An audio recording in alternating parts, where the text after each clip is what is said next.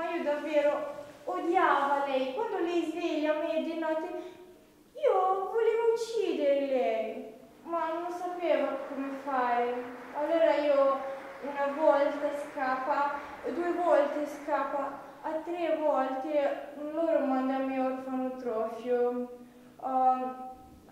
Lì brutto, vuoi dire giungla. E lì è giungla perché solo chi picchia allora può resistere, se no tu non resistere.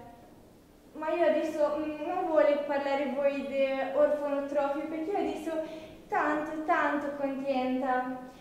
Io ora ho famiglia in Bielorussia, ho 5 sorelle e 2 fratelli e poi ora fidanzata.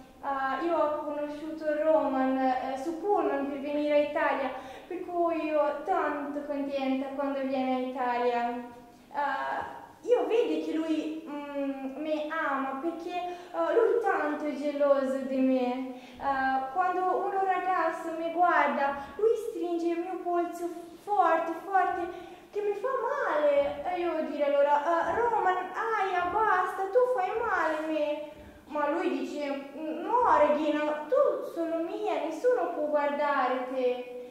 Io quindi contenta perché finalmente vedo che qualcuno si interessa di me. Ora io devo andare perché se Roma vede me e parla con voi, io poi non so cosa lui può fare a me. Però davvero io voglio dire grazie Italia, io tanto felice adesso.